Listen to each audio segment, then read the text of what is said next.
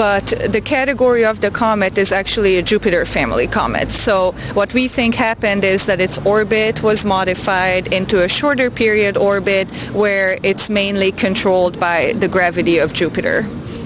And so its furthest point from the sun is somewhere around 5 astronomical units.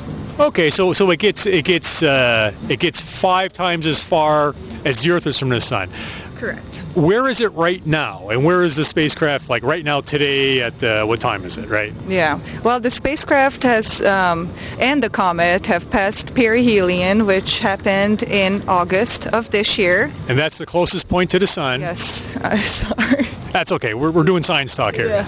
Yes, so the comet reached its closest point to the sun this past August of 2015, and so now it's going back out, so it's about 1 point something AU, I believe. I need to look that up. But yeah, we're a couple of months past its perihelion. So oh, I'm sorry. It's not terribly far. So in fact, the interesting thing is that comets often show the most activity once they went past their closest approach of the sun. Yes. And it orbits the sun similarly to the planets, except that the comet's orbit.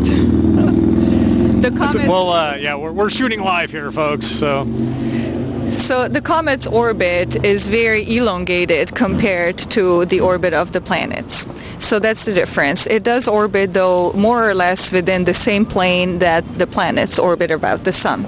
So once it goes back and it reaches its furthest point, then it does it all over again and will start approaching the sun again, reach its closest point, and it does that until something else happens. So my question is, how long does it take this comet to do one orbit, and how long is this spacecraft going to be orbiting the comet? So the spacecraft will be orbiting the comet or following it, about out to, I think, 3 AU. So there's still plenty of time and observations that we can be making. All data. Tell us what instruments are on board and what sort of data are, and what are we learning about this comet? I mean, we're right there. Yes. And how far was it again? Where we are right now? You're 100 kilometers from the surface. Yeah, so that was early on in the mission, over 100 kilometers. But actually, last October, so October 2014, we were really, really close, only about 10 kilometers away from the surface on Terminator orbit. So they were more bound orbits that made the spacecraft fly over essentially the same spot, the Terminator. As close as 10 kilometers to the surface of the comet. Really close. Really close. So the instruments are nice and close. There's cameras, spectrometers that can tell all the different chemicals that are on it. What other instruments are on board?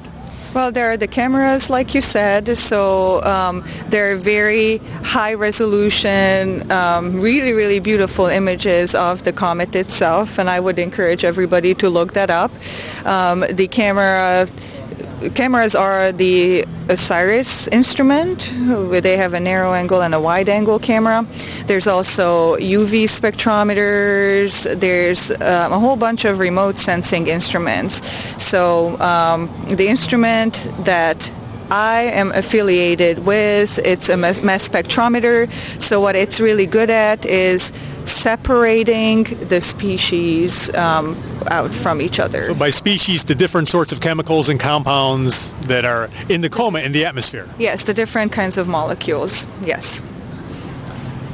And it's now all this data is coming down as we speak. So the data analysis, really, even though you've done a paper, it's really just all begun. Oh yes, there's still plenty to do for some time to come. And we're just learning all new things, so this is the beauty of a mission, you know. When you start out with some expectations, like for instance about this comet, all we knew that it was a blurry thing. We kind of saw it as a flattened out, elongated, big chunk of rock almost. Now, little did we know what its real shape was when we approached. In fact, in reality, it has this bilobate shape. So So often the shape of the comet is compared to a rubber duck because it almost looks like it has a head and then, the body of a rubber ducky. So that was also something very interesting because the question arises, did the comet form like that? Did something happen evolutionarily that made the comet look like that over time? Or did the comet form from two separate bodies as a result of collisions? So there's many questions out there. Now, is this rubber ducky tumbling in space, or is it just kind of maintaining its rubber duck profile as it flies through space? Yeah, it maintains its rubber duck profile so far. It orbits around an axis, about an axis, just like the Earth does, and that axis is also tilted relative to the vertical perpendicular. Just like Earth is. Yes, just like Earth is, the comet's axis is tilted a little bit more, and so the comet also experiences seasons and seasonal variation. Wow, that is cool. And so how long is a day? Like how long does it take for one period of the rotation of the comet? So it's about 12 hours, so about half an Earth day. Yeah. An orbiter consists of an orbiter and a lander. The lander is called Philae, and in November of last year, November 2014, the lander actually landed on the comet. Not everything went the way it was planned because, in fact, the lander, instead of just landing smoothly, kind of bounced around a little bit. The gravity is very weak on the comet, so it's not like it just falls to Earth. It's kind of like, there's not a lot holding it to the comet. Yes, it's very weak and it's very challenging for that reason to really, precisely land something on an object like that. Not only that, but a comet is thought to be very fluffy too, so a very porous object. Low gravity and porous, almost like a dirty snowball, which comets are often referred to as. Detected. The great pictures that I like are actually the ones when it's being let go by the orbiter.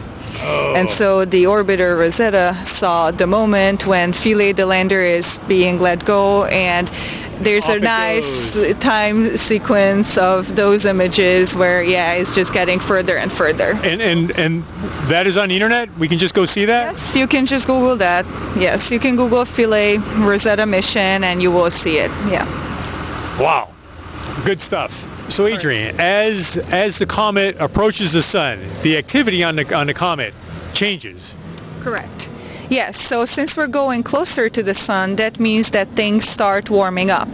And since our comet is composed of water ice to a large extent, water ice and silicates, that means that water ice, just like on Earth, will sublimate. Now here on Earth, water ice melts, and that's because of the pressure we have here, right? The pressure and temperature conditions.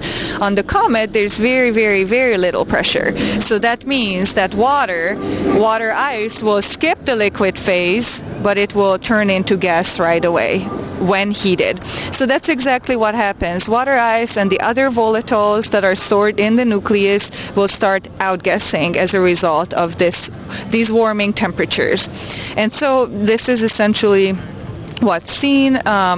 Several outbursts have been seen by the camera, and so that's like a sudden burst. Yes, that's a sudden burst, and you can also look that up on the internet if you Google Rosetta outbursts or jets. You can definitely see it, and they're amazing. So you see these things turning on and off. It's very amazing. Wow. Any danger for the spacecraft because these tails go out for thousands of miles, thousands of kilometers, and the spacecraft is quite close. Right. So it's definitely more dangerous for the spacecraft to be close to the nucleus when the activity is high, and so this needs to be taken into account to put the spacecraft in a safe position. Well, Adrienne, that was amazing.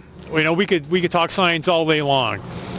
And signing off from beautiful Fisherman's Wharf in San Francisco. It was nice talking to you. Yeah, thank you so much. Nice talking to you too. Keep science.